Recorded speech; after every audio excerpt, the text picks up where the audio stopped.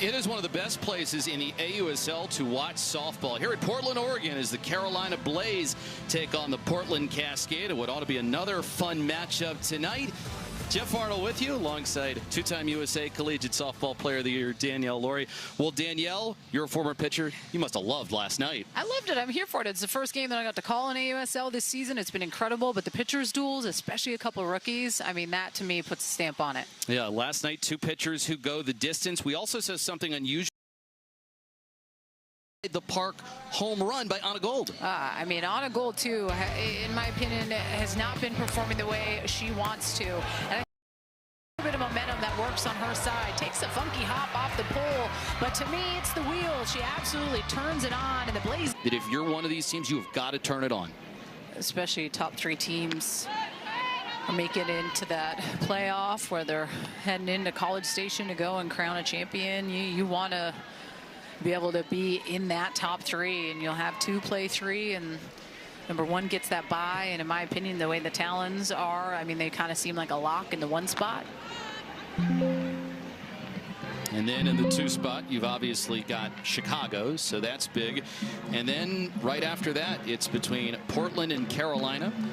Portland coming in with a game-and-a-half lead for that third and final playoff spot in the AUSL. 2 on with 1 out. And it's now 2-2 against Klingler. So we talk about the standings. This is how it looks right now. Talons with the 13 wins, though the Bandits on that 7-game winning streak, trying to make an effort to catch him, and then the Cascade and the Blaze right after that. It's close. That's why this series, I think, is so important for both these two teams and momentum for the rest of the season. And clutch strikeout by Carly Hoover. That curveball spinning away 70 miles an hour. Just tough to lay off for Bailey Klingler. I mean, that was the biggest thing, Danielle, that stood out to me about the last game that Hoover pitched. She came out of the gate. She was throwing gas, and she was throwing inside and held the spark off balance the entire night. But I think, too, in this league, listen, there can't be no fear going inside to a hitter. Like, as a pitcher, you know you're going to get a little bit of a bigger strike zone, but can I establish both sides of the plate well? Because at the end of the day, it's my plate, and I'm going to back you off if I want to, and that's what I kind of love, is that fear that a lot of these pitchers are trying to instill in these hitters. And that was something that you never had a problem with when you were pitching. I mean, what we talk about when the mics aren't on, well, just kidding. No, you have to pitch inside to be successful. Yes. Offering is high, and on appeal, Scott Mayer. Third base umpire says no swing by Valerie Cagle, who's provided a bit of a spark for the Carolina Blaze offense of late. Blaze, the top team hitting with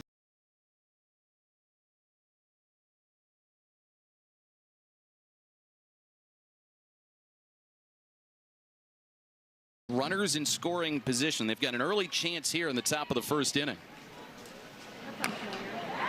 Chopper, and that is going to get into left field. Sacco Ferry comes up throwing to the plate. That hits off the runner in Kennedy. She's able to score. Up to second on the throw goes Cagle, and tonight it's the Blaze who get the first run.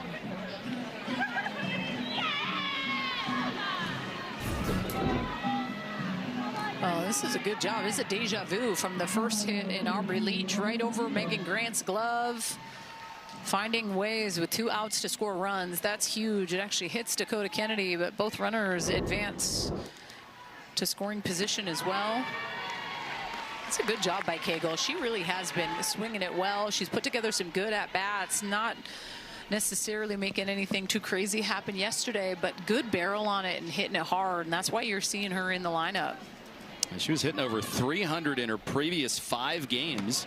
Now a second and third. It's 1 ball and 1 strike against Alyssa Brito. Talented shortstop who's been tremendous up the middle for Carolina.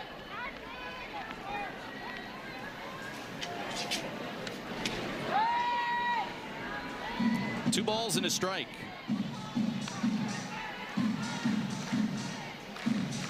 Bagel from, or Burrito, I beg your pardon. Hails from California. Has also started to perform well. Last 5 games, 5 for 13 with a couple of RBIs. She'll take there, and it's 3-1. You've got first base open. And if you're Carly Hoover, a little bit disappointed. You've allowed the run. You've also thrown 25 pitches so far. Especially on that turf too. It's cooking. The last time I looked up at the temp, it was 85. Top spin lob out to left. Sacco Ferry. What a catch! A diving play. You'll be seeing replays of that all night.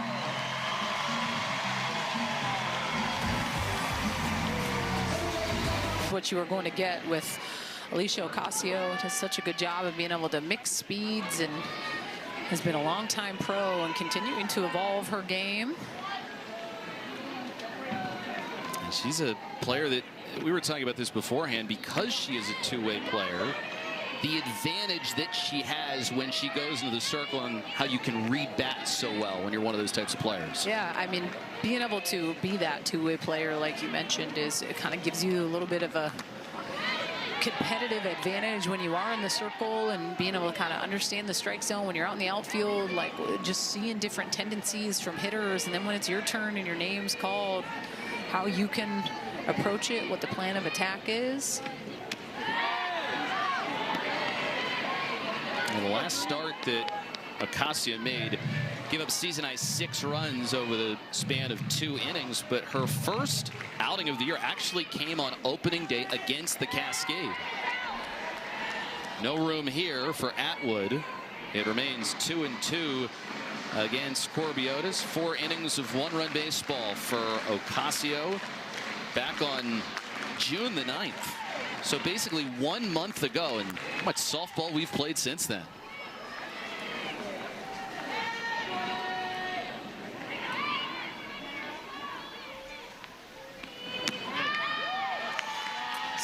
Just pitch. misses. Yeah.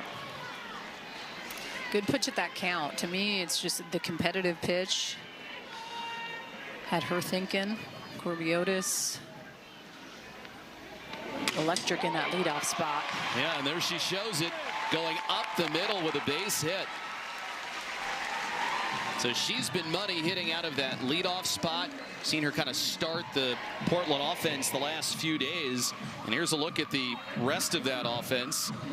Never fun to face the 2-hitter in this lineup. And Megan Grant tied for the league lead in home runs. Stewart goes over to first base today, and then saw that incredible catch by Sierra Sacco Ferry to end the top half of the first inning.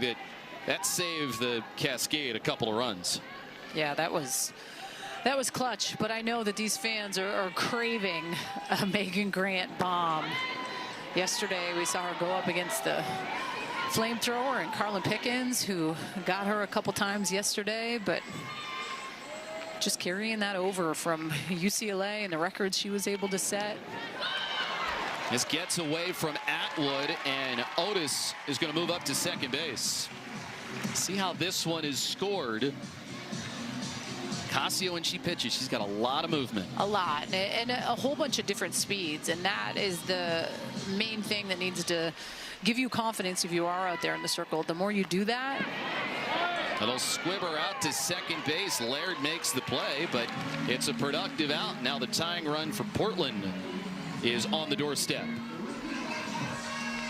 Now the Blaze defense, had some good ones out there. Dakota Kennedy playing in left field. Clark and Leach, Gold and Brito, Laird, Klingler at first, and then Reese Atwood behind the plate. Punched out to left. Chance here for Kennedy. Catch is made. Otis is coming. Throw home. Not in time. And so we're starting over. It's a 1-1 game here in the bottom of the first. Well, this is how you do it. All the things. You get that base hit, you find a way to move that runner over, and then the sack fly is clutch for Kenleigh Cahalan. I love it since they've moved her up into that 3 spot. I think she's just been so good. You look at the rookies back to back to back, and Grant, Cahalan, and Sid Stewart. I'm here for it. And when we see that run, the way that Portland gets it, that's kind of what they do. You get somebody on base, you find a way to move the runner over, and then a sacrifice fly to get the run in. And always having to try to find ways to manufacture runs. At times, do we love the long ball? Yes. Do we see it in this league? For sure. But I think sometimes when it gets down to the nitty-gritty and when pitchers are throwing well, it's like, all right, we have to find different ways. That is right at Onagold. Makes the catch, and the inning is over, but each side gets a run in the first. Tied up as we go to the second inning. Did it during her whole time as a Duck. Got to do it last year during her pro debut. Now teammate Sis Bates has taken over those pregame duties, including yesterday when it really had to be just right because it was Paige's return to the field over the last 8 months where she fought and won a battle against breast cancer. Today is her first start. She's over at second base because of an injury that Sis suffered yesterday. But I got to be honest, I don't think there's anyone else Sis would like to see take over those duties aside from Paige. Yeah, and pretty cool, Savannah, that Sis made last night a little extra special for Paige and all that she's been through and just the inspiration that she has been, as you see Sis right there. I mean, what just a story yesterday, and the crowd and everyone behind her. I mean, this young lady was diagnosed with breast cancer back in November, and chemo and all the things, and she was a healthy 23-year-old young lady with no history of this in her family whatsoever. And I mean, doctors made it known she was able to continue to keep going and going through treatment because she was just so physically fit and healthy and all the things. So it's a do your due diligence. Make sure you're checking yourself and doing all the right things. I mean, this is a healthy young athlete, and so incredible getting to see her. She was emotional after the game. Kind of actually made me get a little teary-eyed seeing her hug some of her teammates with just tears streaming down her face. I'm sure this game was kind of that dangling fruit of like, all right, let's go, keep going, grind through this, because this is the light at the end of the tunnel to continue to keep playing. Daniel, I love what she said in how she was going to approach the diagnosis. She said, attack each moment with gratitude, heart, growth, and grit. Sounds like Paige Sinicki. Yeah, and obviously bigger than the game. I'm assuming she has learned a lot about herself throughout this grind, her teammates. I mean, when you think the stuff is hard as one of her teammates, it's not hard, right? And I think those kind of moments give you some perspective that the game really is just the game. And when you feel like a pro, sometimes it can feel, you know, and I say this because I felt it can kind of feel like those life or death moments because this means so much. And man, she has been through it and has come out on the other side, and absolutely remarkable.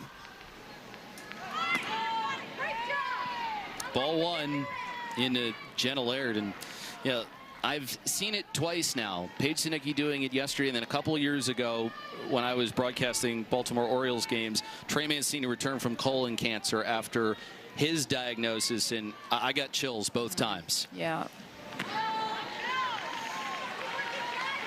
I mean, she made that first put out last night when she came in for Sis, and everybody gave her a standing ovation. It was so cool.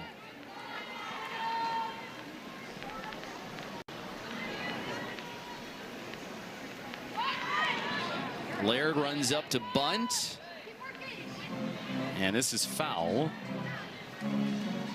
So 1-2 against Jenna Laird. 0 for 3 in the game yesterday. And yesterday was the 100th career game in AUSL regular season history, as the league continues to hit milestones. Strike three called over the inside edge. So for Hoover, we said she'll pitch inside, and that's her second punch out.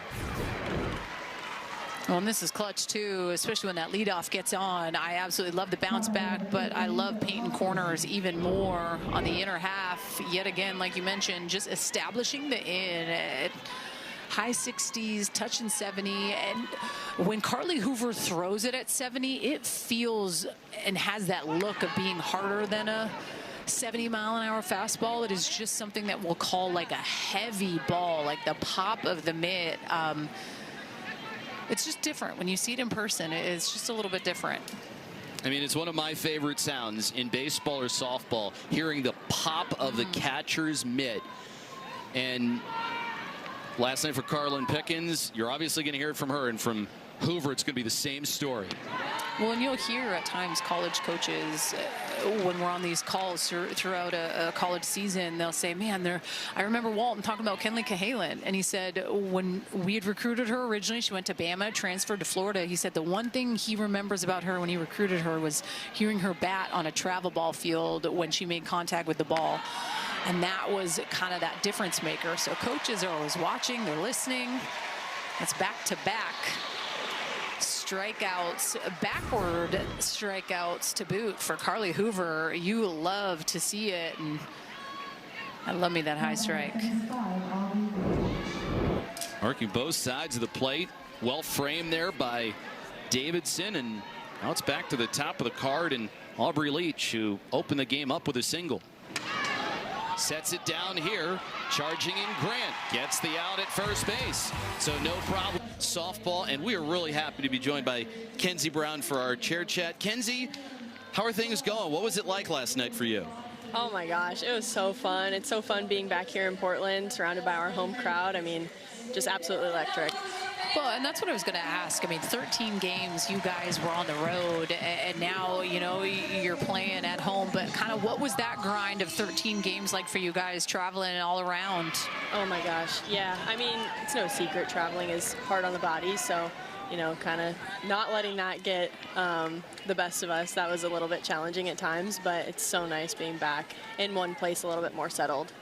What would it feel like going up against Carlin Pickens? I mean, last night was kind of must-watch for all the AUSL fans. Yeah, I mean, Carlin's an amazing pitcher. No secret. She throws the ball really hard. Gosh, I just feel really lucky to play alongside someone like that. I want to talk about your changeup because, you know, yesterday to me has been the best that I've seen you throw this whole summer. Like, your change was on, you were just mint with your, you know, spots. But when did you really hone in on that pitch? At what age were you like, hey, this is something that I need to make sure that I had dialed? Were you younger? Were you a little bit older? Was it at Arizona State? Yeah, oh my gosh. So I was a little bit late to the game. In travel ball, I kind of always threw it past people, so I didn't really need one. But yeah, it was at ASU whenever I was like, okay, people eat 70 for dinner. So yeah, that took me a little bit to kind of figure out a change up. Started working on it my sophomore year, and then my redshirt year, whenever I had ankle surgery, came back, and that's whenever it just really developed for me. Hit out to the right side. Laird is able to make the play, and there's one gone. Looking at kind of the last couple weeks for you as a whole, I know you were asked this, things that you've like learned or kind of right away coming in. You said you loved Sam Landry, but has there been a couple things you've learned about yourself in this pro league over the last couple weeks? Oh my gosh, yes. I think it's really easy to get lost in the things that you do naturally very well, especially whenever you're surrounded by the best of the best all the time. And what a privilege that is. But you know, realizing the things that you do intrinsically special, people can't take that away from you. So realizing, okay, I do this really well, I throw a changeup really well, I have a cutter that I throw very well with conviction. So, you know, staying true to myself and not kind of falling into, oh, I can't throw it here because, you know, the hitter's really good or whatever the thing may be. You were talking about you throw a cutter. You have a softball with you. Can you kind of show us the grip and how did you come up with this pitch? Yes, so it's actually kind of a really crazy story. So I was 10 years old, and my travel ball coach at the time was Toby Ring, and he played a little men's fast pitch. And he kind of taught me, because I was young, threw the ball hard, just didn't quite know where it was going. So this was kind of to learn some spin at a young age.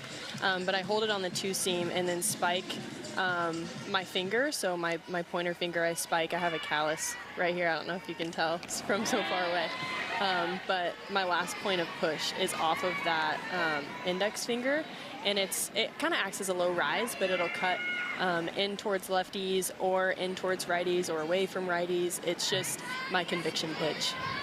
Yeah, I mean, that pitch to me has been so fun to watch. And hearing, I love talking to Savannah, who's our on-field reporter. She just loves to get into the nitty-gritty of it. We talked about it in yesterday's game. Has there been someone that you've kind of connected with, besides like a Sam Landry, over the last couple weeks that's been fun for you to spark a friendship? Yeah, I think having Carly back has been awesome. You know, having her experience from Japan. I mean, Japan's a dream for me as well. So being able to learn her experiences over there, and then of course Kelly Maxwell. I mean, she's been my girl from day one. So you know, this pitching staff is just absolutely awesome. I love working with these girls every single day. It's such a privilege. Well, Kenzie, outstanding stuff last night with your another complete game, and we'll enjoy watching you the rest of the way. Should be fun. Hey, thank you so much. Don't you forget how good you are. Oh, I know you talked about that on the post-game press conference. Sometimes I forget how good I am. Kenzie, do not forget that. You are so darn good. Thank you so much. Go Cascade. Here's a pop-up. Anna Gold is there to make the play. A 1-2. The line is through the roof. Like, you got to get here early to sign up, and these women are just getting after it. And what an incredible experience for these little kids to be able to come and just all the things. I loved it. She actually went back today and got it done again. That is so cool. And there it is, the Sephora braid bar. I was thinking about going myself, Danielle, but I just don't think the world is maybe ready for that quite yet. I know, I was thinking maybe cornrows for you, but it's just not. We got to grow it out a little bit longer. Yeah, you know what? That's kind of the story of my life as an adult. Just let it grow out a little bit more. Yeah. And maybe one day it will. 1-2 against Dakota Kennedy. It's Kennedy, Atwood, and Klingler here in the third inning. Both teams scoring a run in the first. Little tapper, grabbed, foul. Throw goes into the outfield, but it's a foul ball. So Kennedy will have to come back. And if Brett Higgins, our home plate umpire, on the call.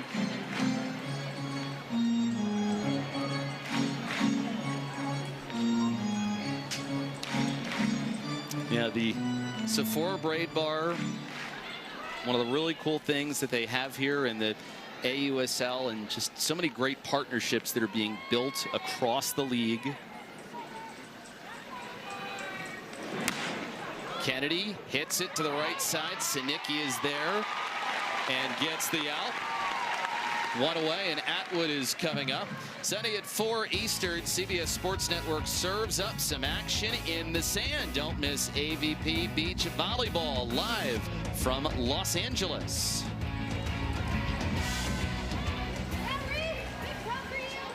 It's going to get Reese Atwood up to the plate. She walked her first time up.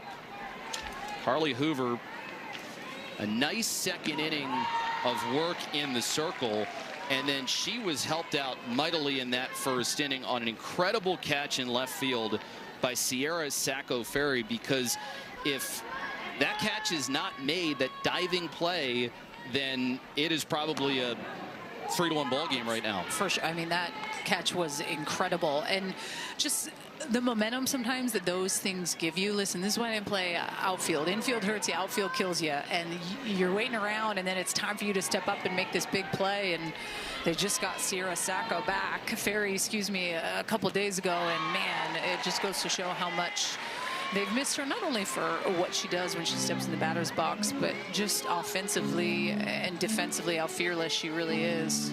I mean, one of the things that we've noticed, Danielle, in the first 2 games that we've called here is it is a turf surface. And so sometimes the ball is going to be coming at you a little bit hotter. We saw it maybe affect Carolina a little bit yesterday, but it can go both ways. I mean, it's a beautiful surface, but at the same time, it's a little bit different than what you're accustomed to playing. Especially when you're playing outfield, it's really being mindful of that hop and know that you're going to get that big bounce. So you're having to play that right. This is their home field, so they obviously know it well, but I love me a turf surface. I know that the mound is going to be reliable. There's going to be no dips or divots or anything.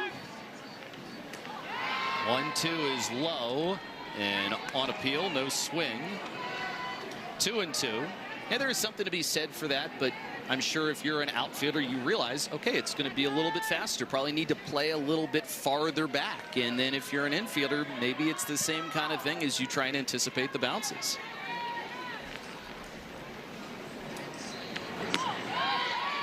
Outside to Atwood, and it's 3-2 now.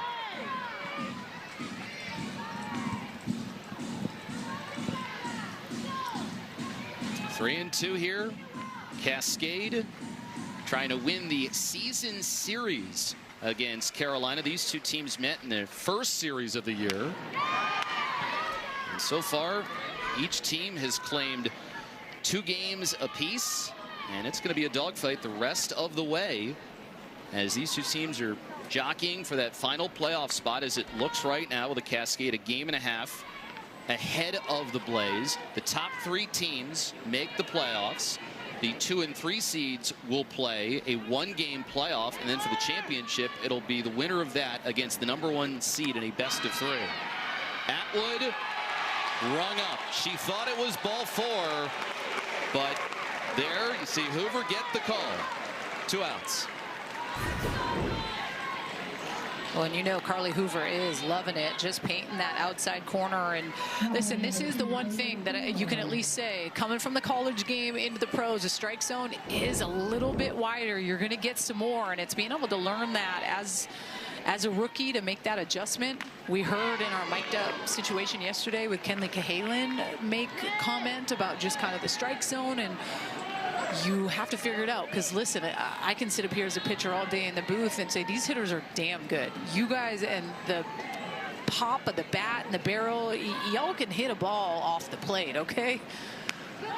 And that was literally the words of Cara Dill. She says, you guys are great hitters. You can cover a little bit more off the plate.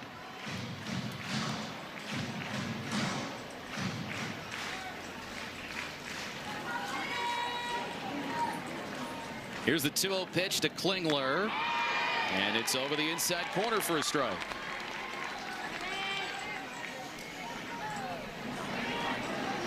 Here's Cara Dill, head coach of the Carolina Blaze. They are headed to Texas tomorrow, where they will continue their road trip.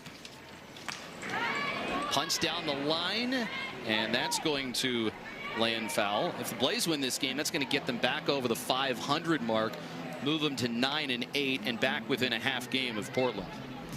Well, and when you look at Portland and the big win yesterday, you look at the fact that they're home. I mean, 13 games on the road. Tonight's crowd is the 5th sellout in a row here for Portland, and there has been 10 AUSL sellouts on the season. I mean, this is just has to feel so good to be home. This weather in Portland makes such a difference, and then when you are cruising like Hoover, I mean, it has to feel so good. In the circle, Billy, how's it going out there tonight? Good. It's going well. We got a nice ball game going. How does it feel being able to play a little softball here in Portland? I mean, you know, you're a dog. You knew what it was like to play in Seattle, but this weather can't be beat, huh? Yeah, it's great weather. Definitely better than the South right now, for sure. But yeah, it's beautiful, and the fans are loving it. Yes! Billy, Good. what kind of nostalgia does this bring back from you from your days at the University of Washington? Like, what does it mean to be back in this part of the country? It feels great. Not a lot of people, necessarily travel to the Pacific Northwest from all around the world. And I feel a lot of pride out here because I know how they show up for women's sports. But for everyone to be able to see it and experience it is a really cool thing. I'm wondering, did you lay into Carlin Pickens a little bit for hitting Sis Bates, your fellow dog? Yeah, I couldn't help myself. I was the first one to sis, so just, I guess, old habits die hard. We always check on each other, make sure we're good. That dog blood runs deep. Yeah, what most people, I think, forget, Billy, about Carlin Pickens is she's a great pitcher. She's also a great defender, as Dakota Kennedy makes the catch there. And Billy, are you just amazed by how much talent that your team has on the defensive side of the ball? Yeah, I think we're really talented all around, offensively, defensively. Carlin's great. I think we have a lot of people who are underrated as well. Yes! But yeah, we know what we bring to the table, and it's cool to compete with everyone every day. Bailey, I mean, you're playing so much softball, right? And you're just coming back from the Japan Diamond League a little bit ago. How do you like reset going right into an AUSL season? Is there something in your routine that you like to do to just kind of take a deep breath? And what do you like to do to give yourself that little bit of peace? Yeah, for me, from Mexico to JD to America, I just try to compartmentalize every season. Came off of a championship in Mexico. My team in Japan's doing really well, and every game is different. You know, every pitch is different, and I think there's a luxury in playing all year, all season. I know that there's going to be highs and lows, but being able to have so many at-bats under my belt that I know that the game is the game and it ebbs and flows, and it is what it is, and I don't have to stress because I know it always comes back. So that's a big luxury, and it's a privilege that I don't take lightly, being able to play year-round. Bailey, what are going to maybe be some points of emphasis you think for your team going down the stretch here, because it's a very tight playoff race right now? I don't know if y'all are talking. I can't hear. All right, we'll see if we could get Bailey back in a moment. Sinicki is called out on strikes, and there's 2 gone.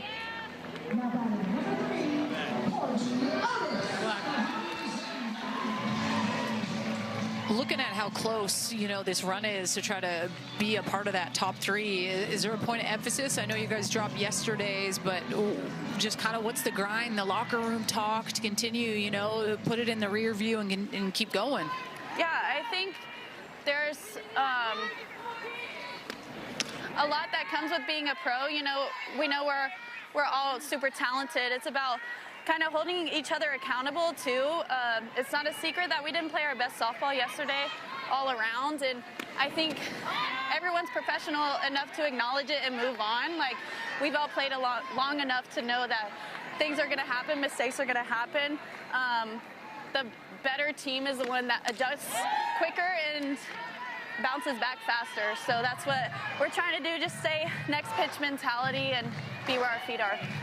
Bailey, we really appreciate the time. Thanks for wearing the microphone tonight, and best of luck. That's off the wall in left field by Corby Otis. The throw comes into second, and it is not in time. So Otis keeps on hitting. She's got a double. She scored the lone run earlier for Portland, and they've got a chance here with 2 outs. You know what's crazy about Corby Otis, and I don't always look into this stuff, but the exit velo, to me, her first at bat, it was 83 miles an hour off the bat. This was an absolute laser to left, 79 miles an hour. It just gets off her bat so fast. And the way she looked at it, she thought potentially that was going to get out of here, but I mean, the power that she has, and then you have a Megan Grant coming up right after her. Oof. Pulled to first. Klingler right there to make the play. So Otis with the double with 2 outs, but that goes by the boards for Portland. 1-1. Dakota Kennedy in. And so that was the first run of the game, and then Portland would then tie it up in the bottom of the first inning. Thanks to Miralax, an official partner of the AUSL. Another tight game that we've got here in Portland, and another sellout crowd. You come here, you know it's going to be a special night, and the fans here, they're going to have a lot to cheer about the rest of the way. As you mentioned, 9 straight games at home to finish out the regular season. That has to feel so good, and they've played, this is their 5th game, and it has been a sellout every single time here, and it just goes to show how well Oregon, Portland supports women's sports. Pretty incredible. You cannot beat this weather. Right back up the middle, Sinicki on the first, not in time. It was a very close play, and you wonder if maybe Portland is going to use a challenge here. Yeah, and you see Mia Davidson right away and going over to the bench and tapping her helmet to Taraya Flowers. Sinicki gets rid of it quick. Oh, that was close. This might be the angle. Oh. And they will challenge. Cascade is challenging the safety of first base. No, we actually did not see a challenge yesterday. This is the first one, unless I completely spaced and forgot. I don't think we did, right? We did not see a challenge. And we're going to get another look at this play once again. It is bang bang at first. Oh man, and remember, there has to be enough to overturn the call. I don't know if there is. I don't know if there is. I don't think it's going to be enough. Here's the call from Lyndon Baptiste.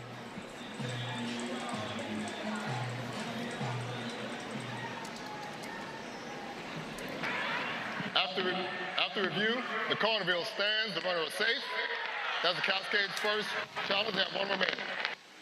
Now you get 2 challenges, and the way that it works is no matter if you're successful or unsuccessful, you only get the 2 challenges. And so I think not a bad play to challenge there if you're Tariah Flowers, but nothing quite conclusive enough. Well, and it was so bang bang, right? Like, I think that's something to make note of. Like, these umpires are trying to make these split calls. Like, I was having a tough time on the slow-mo trying to figure out if the foot was in before the ball. So at times umpires are doing the best that they can in those close calls, and Lyndon Baptiste at first made the right one. He is one of the best in the business. He umpires in the SEC, the ACC. A lot of times in a college series, he's the guy that will do the plate in the 3rd game of a series because that's usually the deciding one. And I was reading a story about him earlier today where he, at one point, reffed an NFL game when they were using replacement officials. I guess cool in one sense, but man, that has got to be tough. Outside to Alyssa Brito, so she's in the driver's seat here on 3-1.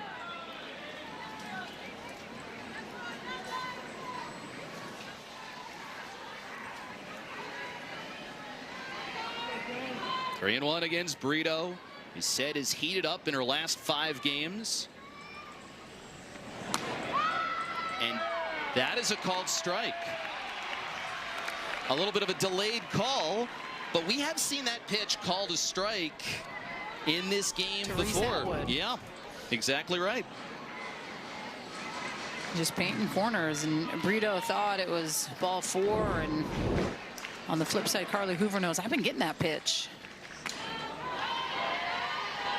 Fouled off down the line by Brito. And what I feel like I've seen Carly Hoover do a good job of is she's definitely getting to 2 strikes. She is establishing the in, but she's been able to own the outside part of the plate to those righties. I mean, we've seen a good chunk of strikeouts, a couple backwards Ks, but then just painting corners on the outer half, 70 plus, making it filthy on those right-handed hitters.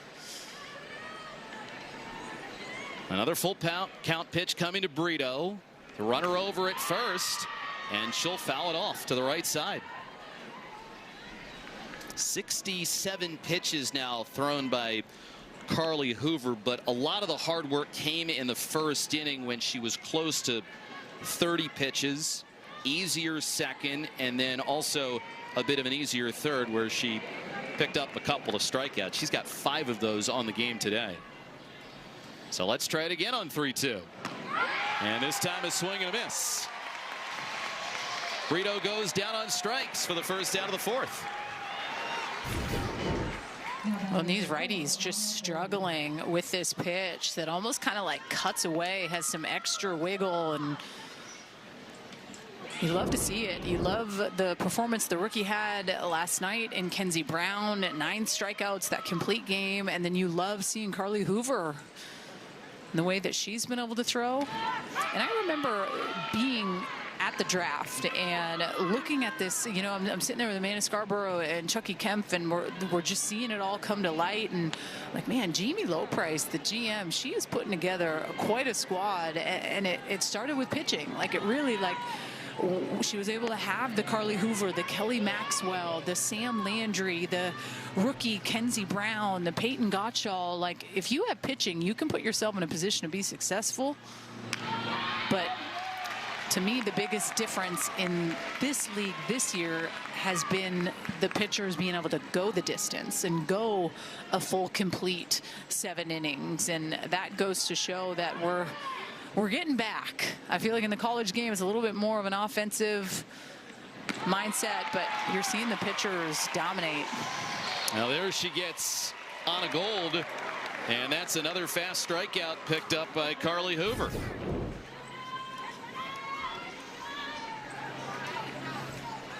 No chance. So good. And the other thing that Jamie Loprice was saying is when you looked at the draft this year, it was just so full of pitching. And I think we kind of know it at any level, it doesn't matter. If you can't pitch, you're going to have a very hard time hoisting the trophy at the very end. Well, I mean, you can look at the talents, right? And you look at what makes them stand out. Obviously, they're doing all facets of the game well, but it's the consistency that they bring in the circle. They have Montana Fouts. They have Georgina Korick. They have Megan Framo. And you bring in Taylor Tinsley.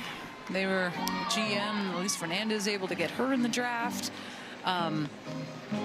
But it always starts with pitching. I mean, Montana Fouts this year with Utah has been incredible. And to me, this is a league that has been so needed in the sense of being able to play elite level competition to get yourself ready for an Olympic Games. 2028 is going to be here before you know it. And I mean, they got the cream of the crop in this league. And if you want to put yourself in the best position to be successful and make that roster, you got to play the best. And that's what you're seeing here in AUSL. Half swing foul by Laird. 1 and 2, and you're starting to see, as you talk about those complete games, more and more of them. I think it's just cool when you see a pitcher go the distance. Last night we saw both pitchers throw the entire game. The Talons, as you mentioned, with Montana Fouts, 10 for them, and then the Cascade right behind with their 7. Another one from Kenzie Brown a night ago. 29 complete games by these pitchers, and if I'm not mistaken, I think it was 8 total last year from the beginning of the season to the end. So it's just kind of going to show getting a little bit better this year and finding ways to dominate. And maybe I'm biased, the pitcher up here in the booth, but love to see it.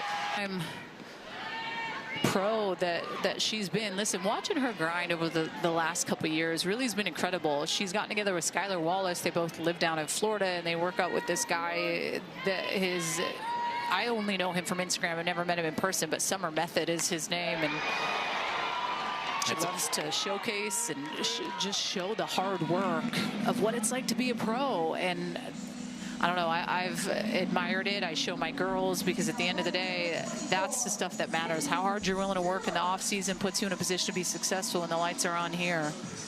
And then she's also helped inspire her brother, who is also a professional player in the baseball space. And Savannah Collins, you've covered Sierra Romero for a really long time. Do you have any favorite memories of her? Oh, I will never forget my very first job out of college, so I am fresh and green, working in pro softball for the first time 8 years ago. Sierra was the franchise player on the USSSA Pride in the National Pros Fast Pitch League, and she was the most intimidating athlete I had ever come across. Romo, her nickname, that she would hit rom bombs, wore the glasses and the eye black, but then once you get to know Sierra, you find out that she is so open to sharing her knowledge and bringing people along with how smart and studious she is in this game. She's been so gracious to me back then and has been this awesome peer throughout the game. But if you want to understand softball and learn and get better, Sierra Romero is a wealth of knowledge and happy to share it. That's tapped out to second base. Laird makes the play. And so thank you. There you go.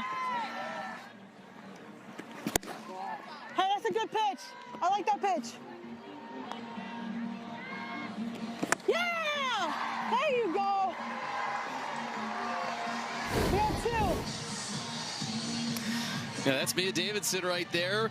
behind the plate tonight. I mean, as a former pitcher yourself, you've got to like that when you know your catcher's working hard back there for you, trying to buy you a pitch maybe here and there. And Mia Davidson playing with some great energy there behind Carly Hoover. Yeah, that's a game changer. Those are things that get you going as a pitcher. When you are just out there, one pitch at a time, getting after it. And when you see someone working so hard for you, having constant conversations with the umpire to try to get you pitches, understand why it's missing, where it needs to be. Those are the little things that give you confidence to go deep into a game in the circle.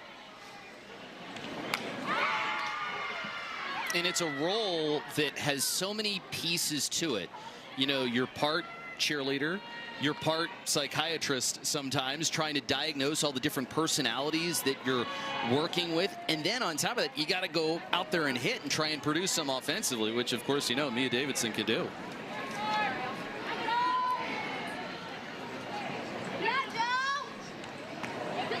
As that pitch misses, 1-1.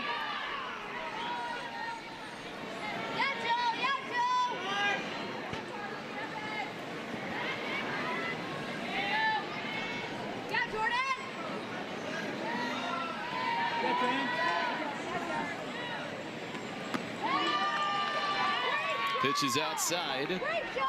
2-1. As this is Rudd Lee who is up at the plate.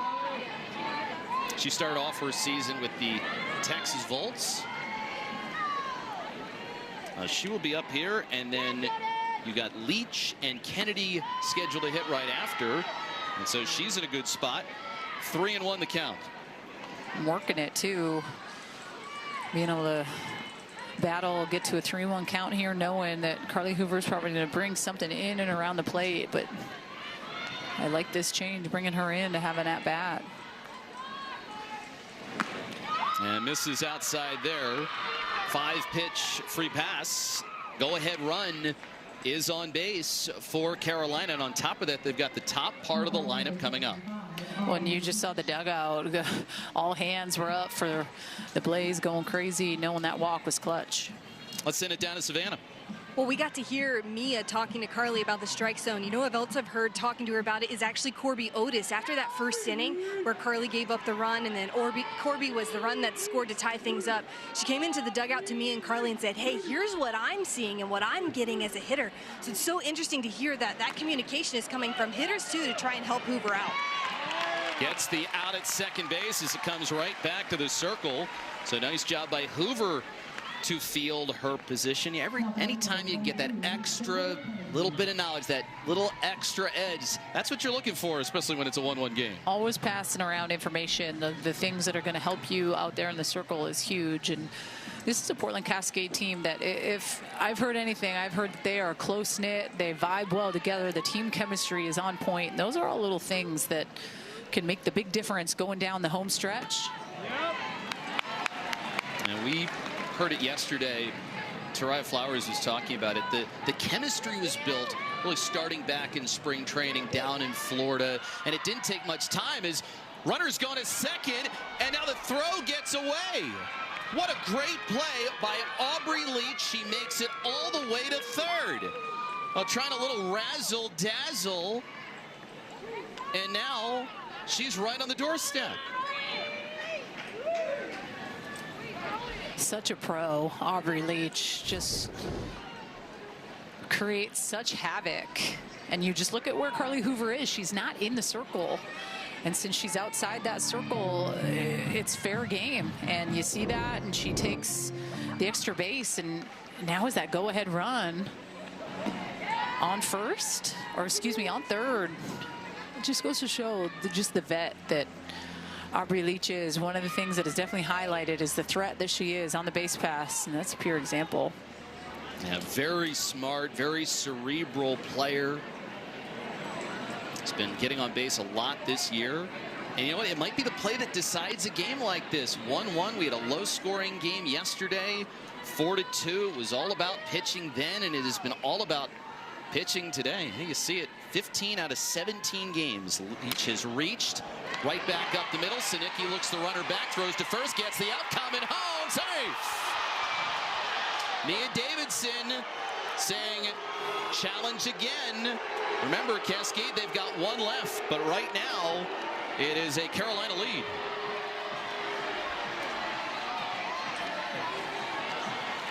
You see, Mia Davidson had gone instantly to go and check and try Flowers. The head coach said 100%. The Cascade is challenging a safe call at home.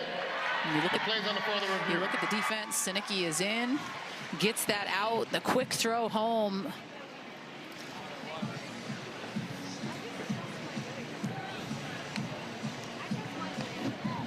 Ooh, it's close. Does the hand get in? And is there an angle that is going to show it a little clearer? This might be the best one. I think it's going to stand. I agree. So 2 challenges now used by the Cascade. This is a time when you use it, because Carolina getting the run across, and we're about to get the call from Lyndon Baptiste. Meanwhile, everyone anxiously awaiting if Leach's base running maneuver is going to stand and be the reason why Carolina's got the lead. Here's the ruling. After review, the call on the field has been changed to an out. That's the Cascade's second and final challenge. Wow. So it turns into a double play. We were wondering, was there going to be enough? And evidently there was. And off the board on review, they're going to head to the bullpen.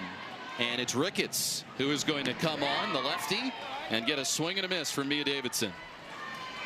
Isn't it fitting that Mia Davidson is leading this off, that play that ended the top of the inning where she had made it known to the head coach, Tariah Flowers, to let's go to replay review on this because I think I got that tag in. It got overturned, and here she is. You've seen her do it both times. She wanted a challenge and a play at first base earlier on. That one did not get overturned, but on review, after looking at all the different angles, after Aubrey Leach took off with Hoover outside the circle, advanced to third on a bad throw, she's out of the plate. Davidson to center field, and the catch is made there by Mackenzie Clark. One away.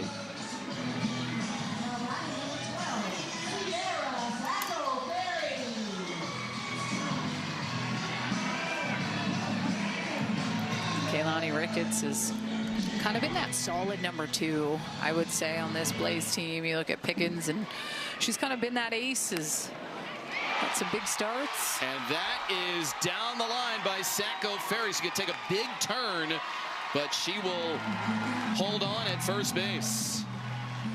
So now it is Portland's turn to put the go-ahead run on base.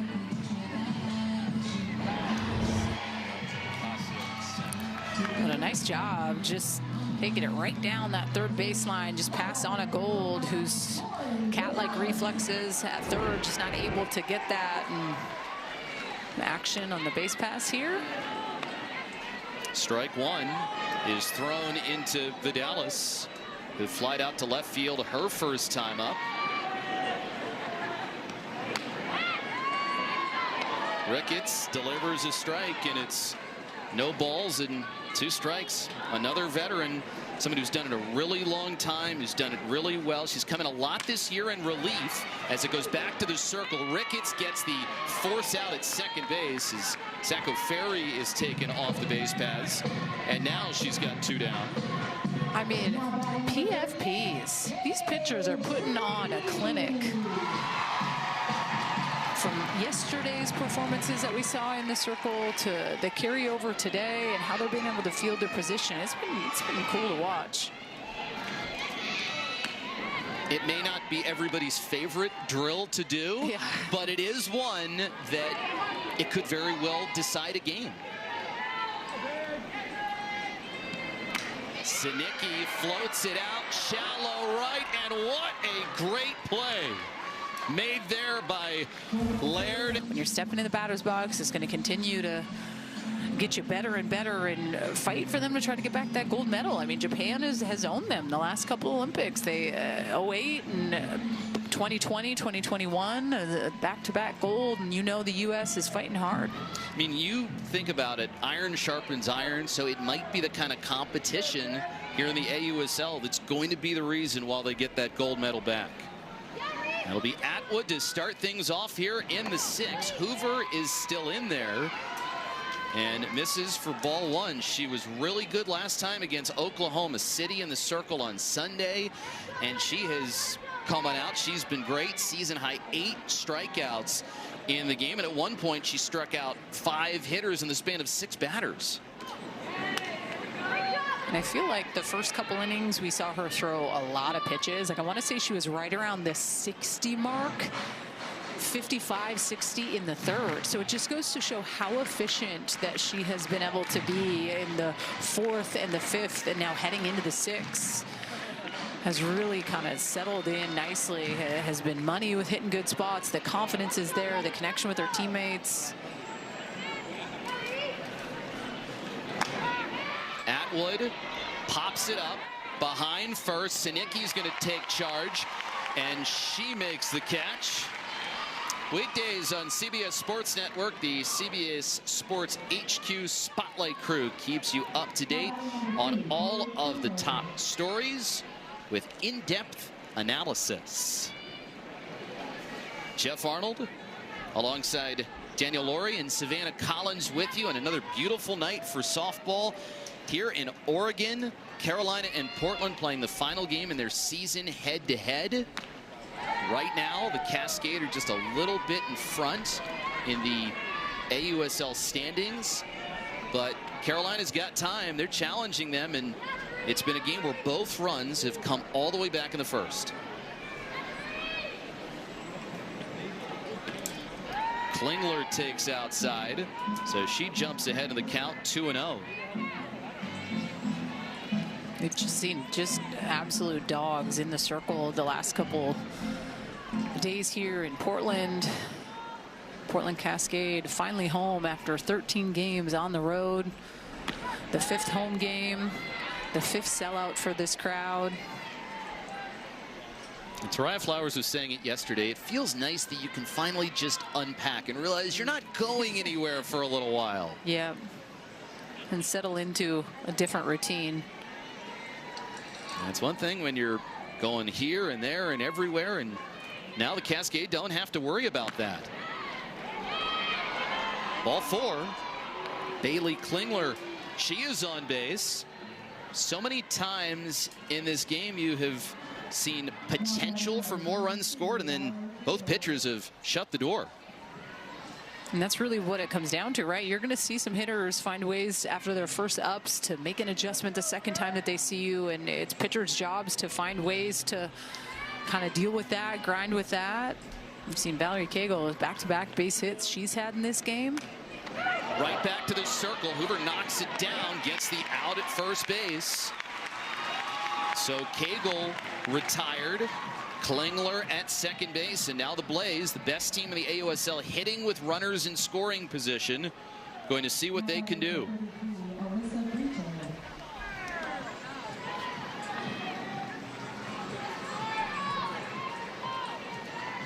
Now this year, it's been amazing just how many games this year in the AUSL have been airtight. We got this note from Eric Rue, who does such a great job with stats and information with the AUSL. 21 of 52 games this year in the league have been decided by 2 runs or less, and then 15 decided by 1 run. One of my favorite things about Eric Rue, which I actually haven't got to check it today, is that every day he'll send an email of like, it's a national whatever day. And today I'm actually not sure what it is, but I'll be darned. I look forward to those emails daily. It's a national day of something. Eric Rue will let you know with all the nuggets and all the things, he's one of the best. He absolutely is one of the best, and there Hoover picks up a strikeout. Well, on whatever national day it is. Making it tough. I mean, to go from a Kaylani Ricketts to some straight cheddar. I like this move. You're back up at the top of the lineup with Corby Otis, who's been seeing it as well as anybody right now in this Portland lineup. Now, we got word that Pickens would be available today before the game from her head coach, Kara Dill. How much of an adjustment, Danielle, is it going from Ricketts and now you're just seeing straight smoke? Cole gets the out at first base. Yeah, it's tough. It's different. Having to face that type of velo, and then she gets you with the off speed. I mean, that was her changeup at 67 miles an hour. Yesterday, she was moving the ball all around the zone. You kind of felt the velo from up here in the booth. Portland Cascade able to come out on top, but man, I felt like both these rookie pitchers in Carlin Pickens and Kenzie Brown threw phenomenal yesterday. I mean, these have been two of the best games I've broadcast all year. Just how competitive, how great the pitching has been, as you've talked about, Danielle, in the circle. And it gets you excited. You're going to your best in a tight game.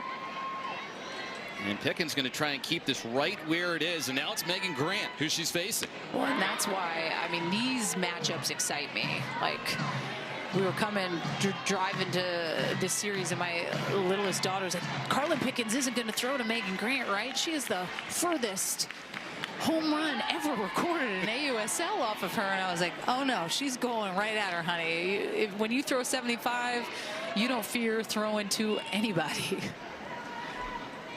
3-1. And Grant lays off ball 4, no swing.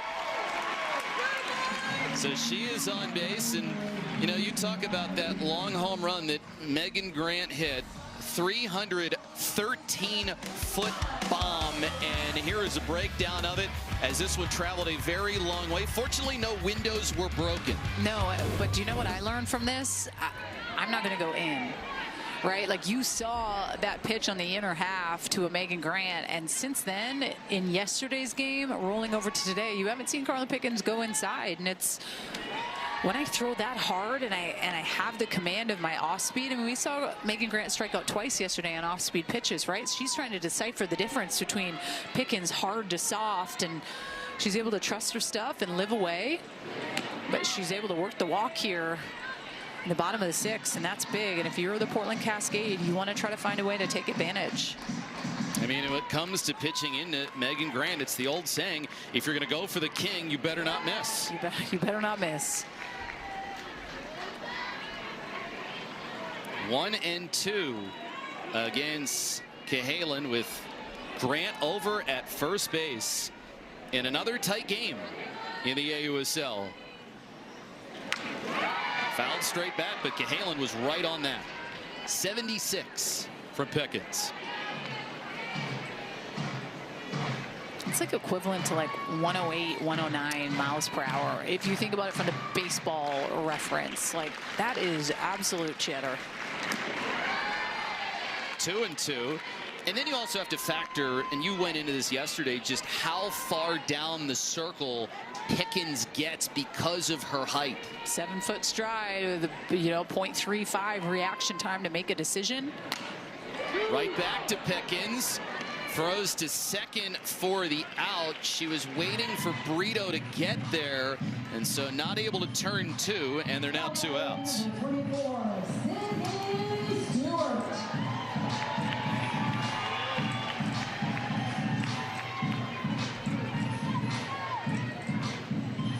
Well, it'll be on Sydney Stewart here with 2 outs against Pickens. She's gone 0 for 2 today.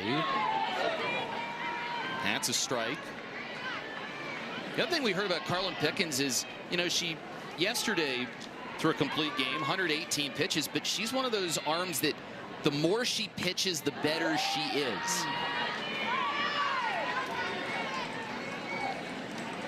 And she is one that loves to be out there, and especially in a game like this, with how much this game means to both teams. 1 and 2, and for Carlin Pickens, her and Reese Atwood, it's going to be really up to them, I think, for AUSL Rookie of the Year. But among pitchers, wins, ERA, innings pitched, strikeouts to second base. Little bobble, but they still get the out as Cahalan is retired by just a step. A little stumble there, but they still get the runner at second base, and we remain tied at 1 apiece. Well, it's all about the stick. Jenna Laird makes a little bobble, but throw on the muncher on, but Cahalan had a whole lot of time. And Sid Stewart tall over there at first base, over 6 foot. And it's one of the toughest things about playing first base. You want to start with both of your heels on the bag and deciding just the right time to stride. And you know, one that was a tough adjustment, but all game long, whenever Carly Hoover has been in a spot like this, she's had an answer. As here's Laird up at the plate. And that this is Devin Netz, I beg your pardon. She is up here, and she'll take for ball 1. Well, and if you're the Carolina Blaze, I mean, your sole focus is this inning. We have to find a way. The 7th inning is the 100th pitch, by Carly Hoover, and now is the time. And got that runner on first. With that error, you want to find a way. If someone gives you an inch, you want to take a mile with something like that. The other thing that's helping Hoover, and it works to Pickens' advantage too, is the shadows across home plate right now. Where you are, doesn't matter which side you're on, you are still seeing some serious heat, and your reaction time is probably not as good.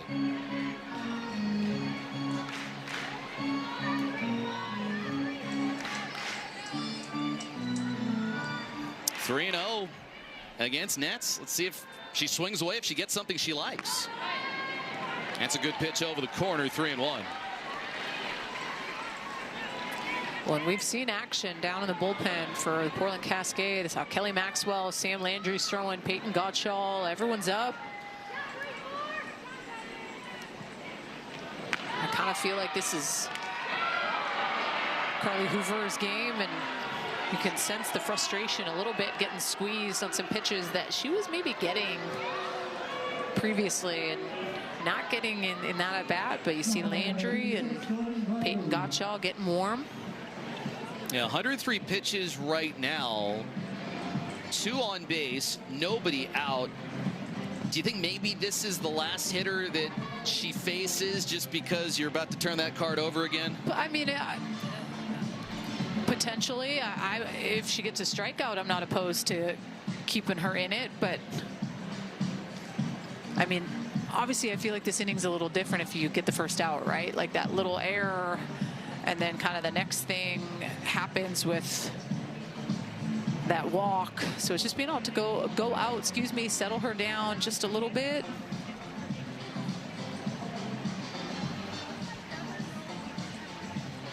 Now you've got Hoover along with Mia Davidson and Laura Heberling, who works with the pitchers for the Cascade, out. And yeah, this is where if you're a pitcher and you're going to make the change, you empty the tank and you give it everything you've got, with Leach on deck. And one of the best chance that we have seen in a long time for either one of these teams, with Carolina getting the first 2 runners on. On this one, you just kind of grit your teeth and get after it. So what? An error, so what? Walked her, let's go attack. She's been throwing so good that those are the moments of confidence. I wouldn't be surprised if you see potentially, I was going to say a bunt, but this is good enough to move them. Tapped up the line by Rudley, not going to throw.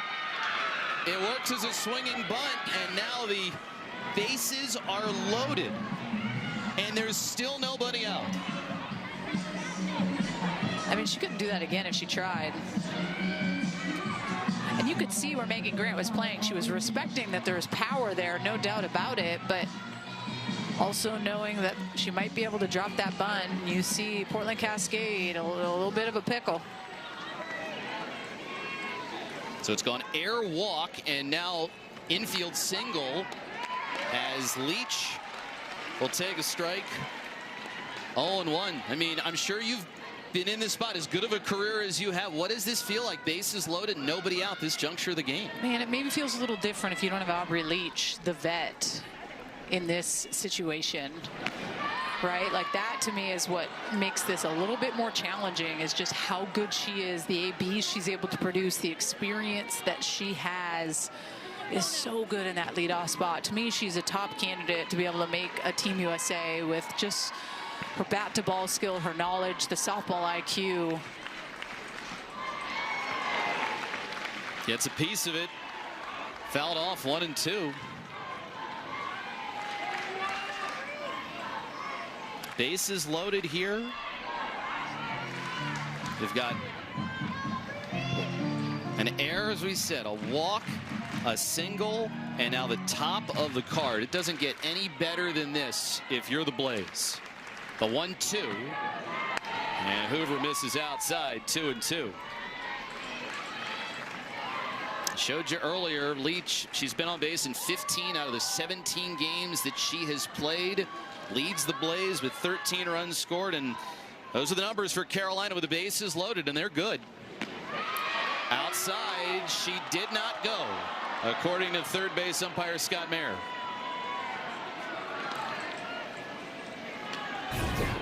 You be the judge.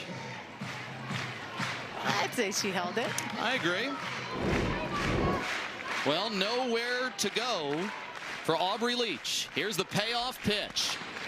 Out to first base, coming home. There's one. And so they get the out at the plate. One away, but still work to be done.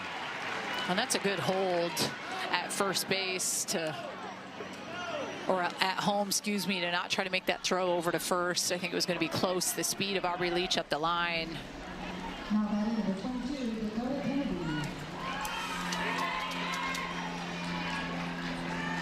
So there's one out. Nets at third, Rudley at second, Leach at first, and here's Kennedy. Takes outside, ball one. If you can say something for Dakota Kennedy, is that she is due just one for her last 18 up at the plate.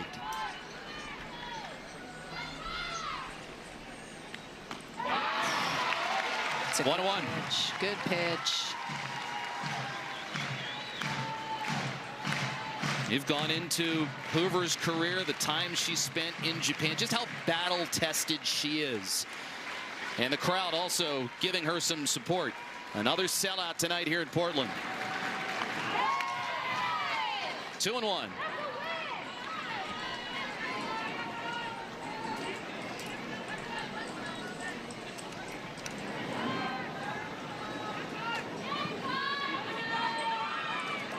Two balls and a strike.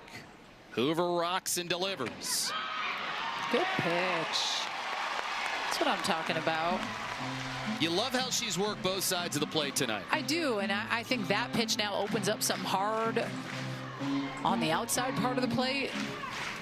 Everything is about setting up that next pitch, and establishing the in is huge. Kennedy shortens up and fouls it away. I don't think you can say enough, too, about Dakota Kennedy in that two spot, coming from Arkansas, the year that she's been able to have, and it comes down to situational hitting at this point. You look at the Blaze, 2 for 16, 2 for 7, the runners in scoring position, 1 for 6 with 2 outs, and an opportunity here with bases loaded, none out. We'll see what they could do. Yeah, and especially when you see that with runners on, 2 for 16. That's a number that really stands out. And hard to advance runners in this game. And a swing and a miss as Kennedy goes down. And Hoover getting nasty here. There's 2 outs. Take note of the location of this pitch. Look where it's at. It absolutely falls off the table. 70 miles an hour. She worked both corners so well, established in when she needed to, and comes right back down and in and makes it such a crisp pitch you cannot lay off. So here's Reese Atwood. Takes for ball 1. Well, if you're Reese Atwood too, you're remembering you're at bat with that backwards K and that outside strike zone, knowing that Carly Hoover was able to get that pitch away. You just want to make sure you can cover both sides well.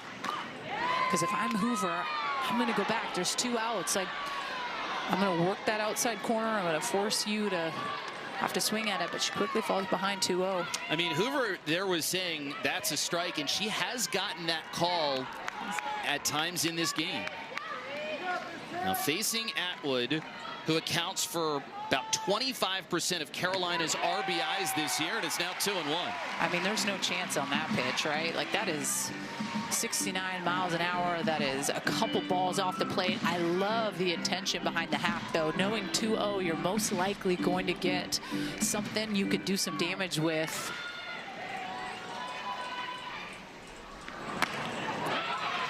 Into center field.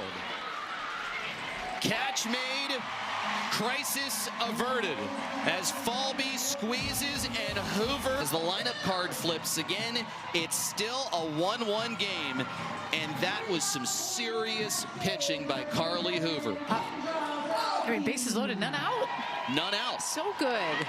That's what it's all about. Those big time moments, you're pitching at home, your home crowd. There is a difference between being able to be at home, and that to me I think has been the coolest thing about AUSL this year, is those teams can go home, own beds, own crowds, all the feels. I mean, everything is just so much bigger this year, from jersey sales to sellout crowds, all the things. I mean, the attendance has been in an incredible spot. The number of people tuning in every night to the AUSL. And you know why? Because at games like this. For real. Carlin Pickens in her second inning of relief delivers to Falby, who fouls it away, and it's 2-2. Falby made the squeeze on the final out of the top half of the 7th inning. Will we be going extras tonight? Portland has not played an extra inning game yet this year. Carolina is 1-1 should we get there. Slapped up the middle. Play made by Laird, and there's one away. Now batting number 77, Mia Davidson. So I think the question kind of becomes for the Cascade. I think this is a spot where you look to see if you can answer it. You have Megan Grant at the top, but who's going to step up next? Ball one. I mean, Corby Otis, she's a little ways away in the lineup. Mia Davidson maybe has gotten off to a slower start this season, but we all know about the power she has. Well, we saw her have that big home run in that Oklahoma Spark game. That was kind of her first one of the year, which really ignited that offense and continued to keep them rolling. Bounces this one foul. Davidson, you know that she can hit the long ball. She had 92 home runs when she was a college player at Mississippi State. And the thing is that Carlin Pickens is going to supply all the velocity for you.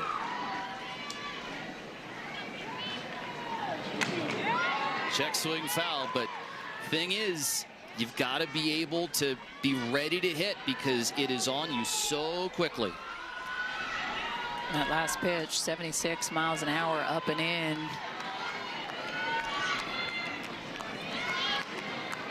Pickens, who had a CG yesterday. Dirty. Foul tip, strike three. See, I mean, that last pitch, 65 miles an hour, is her changeup, right? But it was the 76 mile an hour pitch, up and in, absolute heat on the hands, makes you uncomfortable to then change his speeds to where it almost feels like, oh man, it looks so sweet, and you swing at it and you're like, dang it. It's one of the best changeups in the game when she is on with it. Brito, tough play, safe. Now Carolina, they have challenges at their disposal. Let's see if they want to use one here. After the throw came in, Bailey Klingler was saying, we'd like a review. And it appears that we are going to have one. See if Pickens and Carolina can get this call overturned. The Blaze is challenging a safe call at first base. That calls under further review. I think she's safe. I agree. Seems like she came down on the orange bag. Yep, safe. But you understand it, one you have to take a shot on.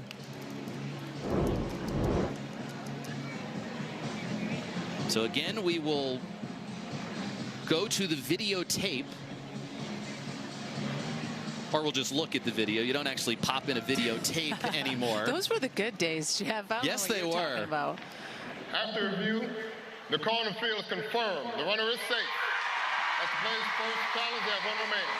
Yeah, and you take a shot. But yeah, I still have some of those VHS tapes at home. Haven't watched any of them in a long time, but still have them. I think there's something to like get them on like a disc drive or something if you need some. Remember those old school videos? And man, those are the good old days. Well, you might want to taper this one as well as it's been played. Swing and a miss. Runner takes off, throw down to second, tries the swim move, but Sacco Ferry is out. What a great throw by Atwood, trying to push the envelope against Pickens. Nothing doing, and to extras we go here in Portland. You got to take some chances at this time in the game. Little strikeouts in a game with 18 between the two sides. There for Carly Hoover, she's got the 10, which is a career high for her in the AUSL. And in the 2 nights, Danielle, we have been here. My math skills aren't great, but I can add and subtract at least at an elementary level. We've seen 31 combined strikeouts in these 2 days. Let's go. It's Reese Atwood who is the runner at second base as the tiebreaker starts here in the top half of the 8th inning, and Hoover at 121 pitches continues to deal. Klingler swings and misses. We gave you the numbers for extra innings. Carolina has gone 1-1 in extra inning games this year. Portland has yet to play one. Oof, that's good to test it out. I mean, you think you go late into a season, at times games could be a little bit closer. You like to see how you play under pressure.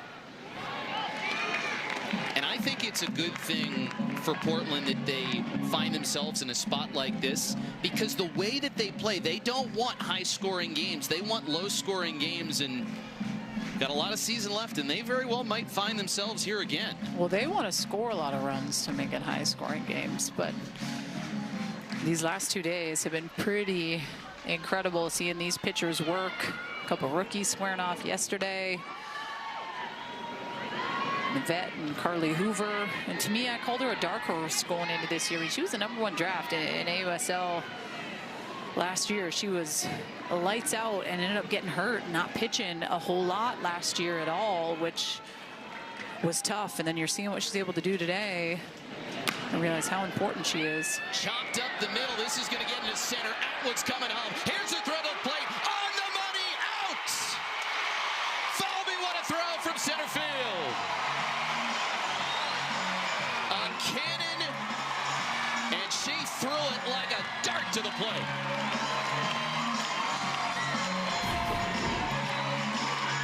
I mean, she's born for this.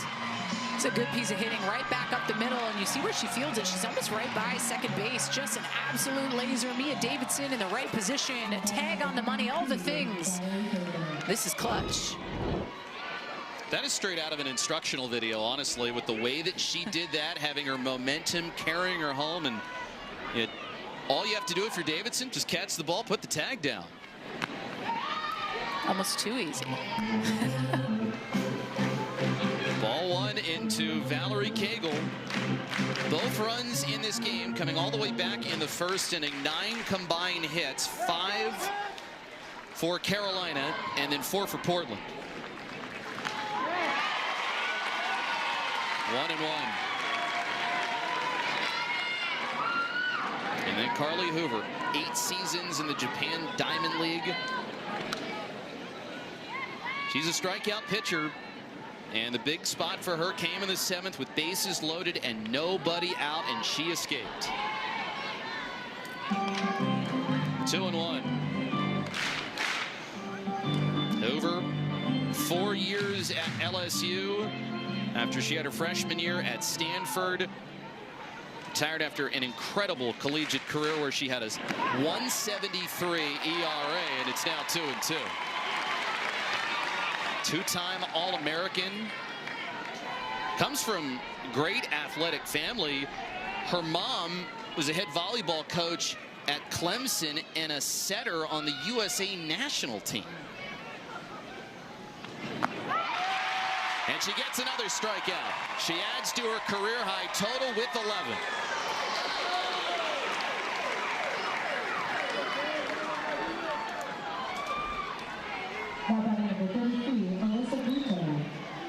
So 2 outs in the inning.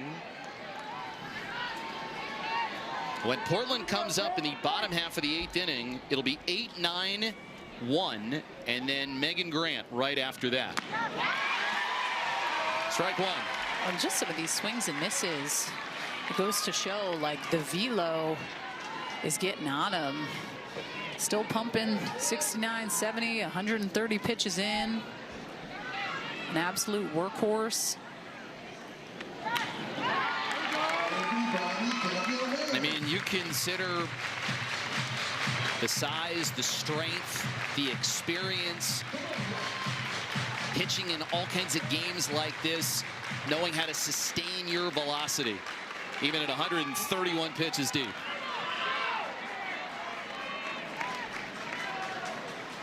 The 0-2 coming.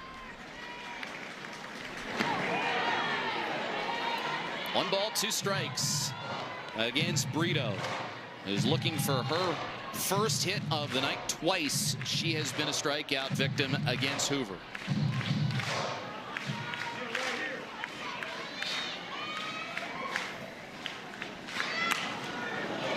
Flared, shallow right. Sinicki takes care of it.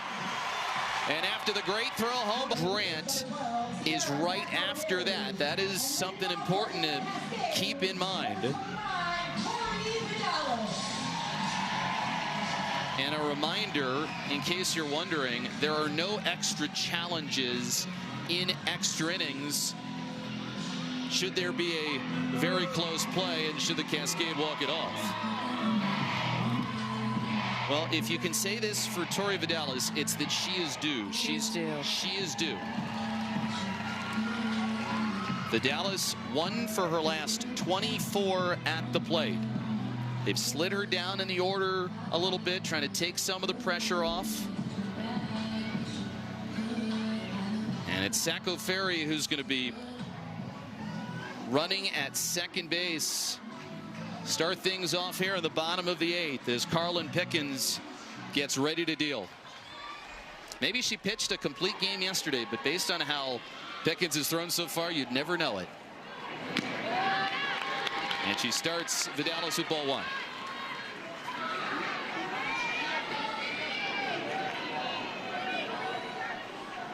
First extra inning game for Portland this year.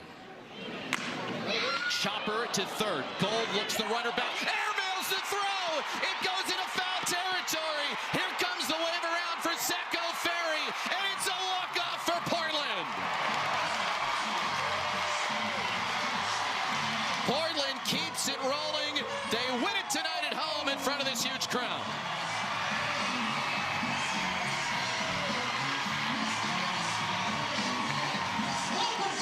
Wow. You really, you got to talk about Carly Hoover. You have to talk about the performance that she was able to have today. 10 strikeouts, gutsy performance, bases loaded, none outs, and